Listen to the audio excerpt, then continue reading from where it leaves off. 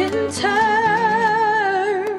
You are the living word, bread of heaven, sent down from glory. Many things you were on earth, a holy king, a carpenter. You are the living word, bread of heaven, sent down from glory. Many things you were on earth, a holy king, a carpenter. You are the living awesome ruler, awesome ruler, gentle redeemer, gentle redeemer. God with us, yeah, God with us, the living truth. And what a friend we have in you.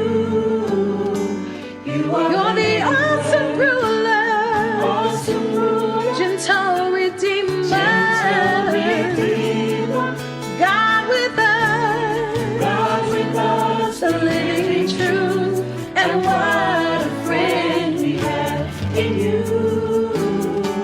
You are the living Jesus, Jesus, Jesus, Jesus. That's what we call you. That's what we call you. Manger born, but on a tree. You died to save humanity. You are the living Jesus, Jesus, Jesus, Jesus. That's what we call you. That's what we call you. Manger born, but on a tree. You died to save humanity. You are say Jesus, Jesus, Jesus, Jesus. That's what we call you. That's what we call you. Manger born, but on a tree. You died to save humanity. You are the living word.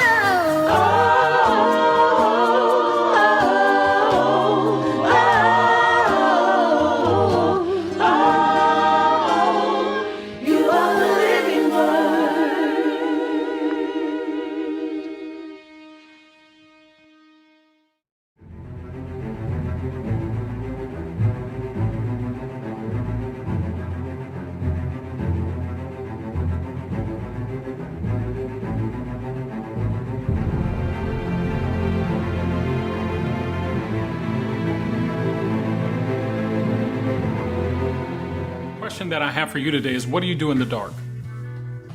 What do you do in the dark periods of your life? I know for many of us, getting up early in the morning in the dark, it's time to reflect. It's a time to plan for the day, time to get everything together, get your mind right. But for many of us, for a lot of others, the dark is a difficult time.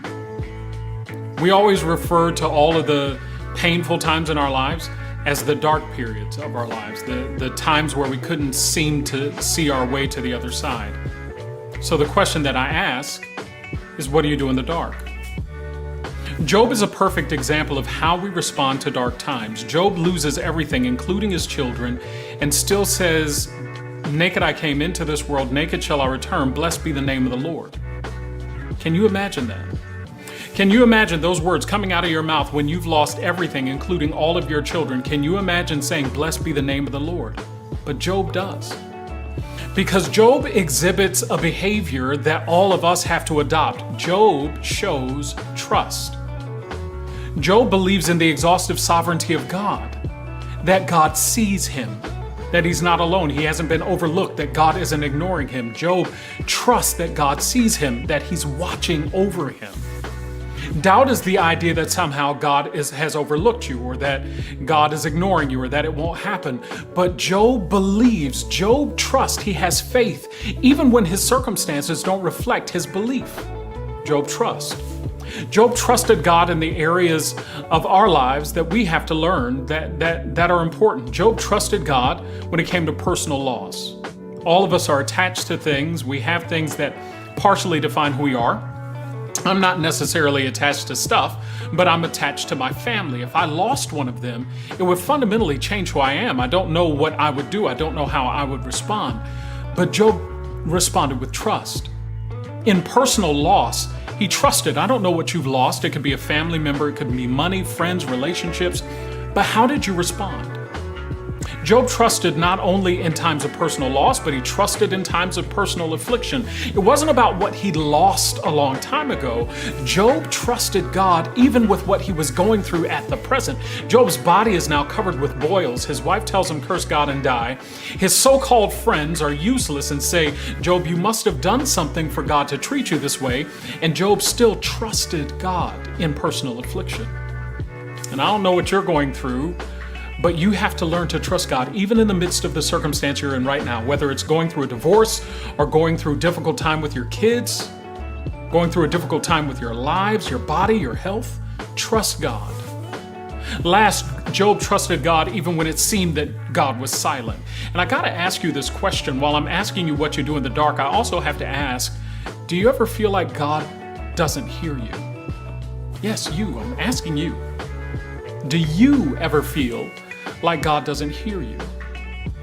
I know I felt that way before. But I want to confirm something for you, that God indeed does hear you. He's always listening. In fact, when God seems silent, he's always present. I want you to get this thing, for those of you that missed it. Even when God seems silent, he's always present. You've got to learn to trust him. Learn to believe that God sees you.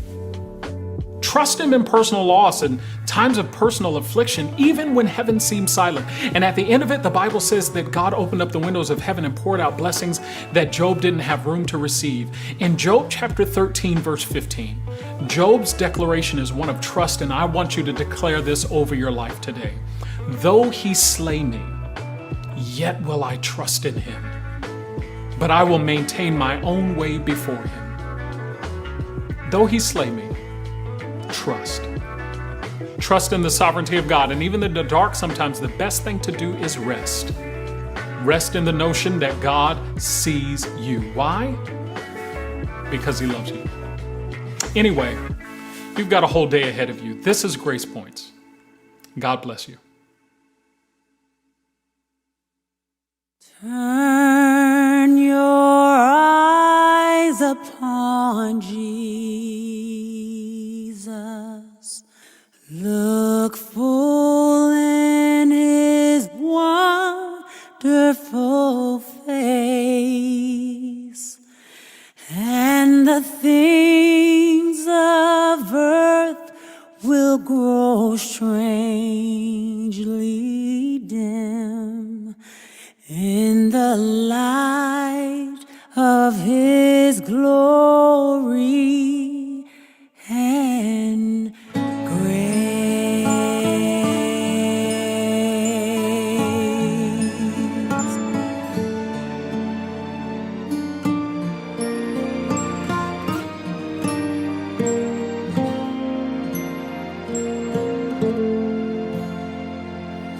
Softly and tenderly, Jesus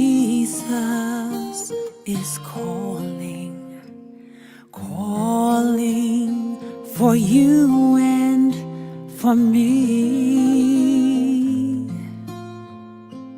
See on the portals, He's waiting and watching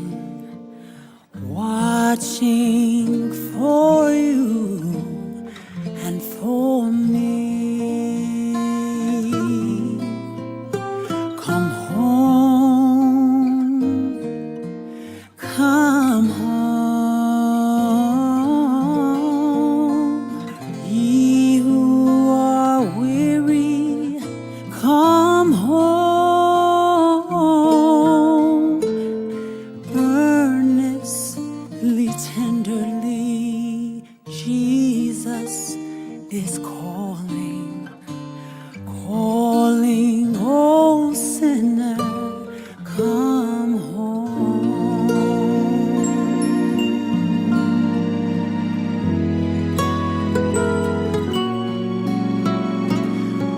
Why should we tarry when Jesus is bleeding, bleeding for you and for me? Why should we linger and heed not His mercies, mercies for you and for me?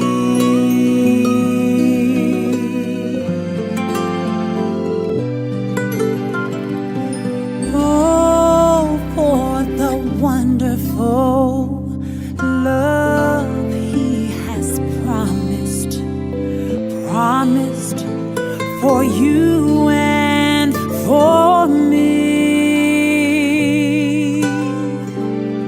Though we have sinned, He has mercy and pardon, pardon for you and for me.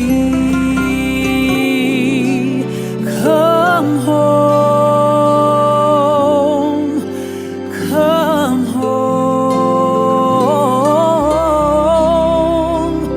ye who are weary, come home,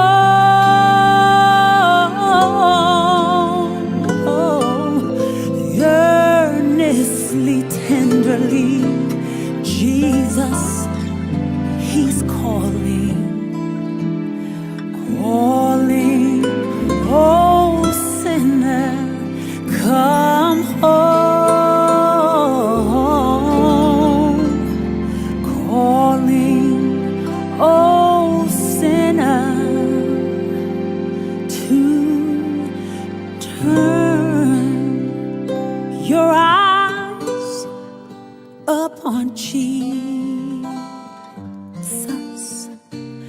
Look full in His wonderful face, and the things of earth will grow strangely dim in the light of His glory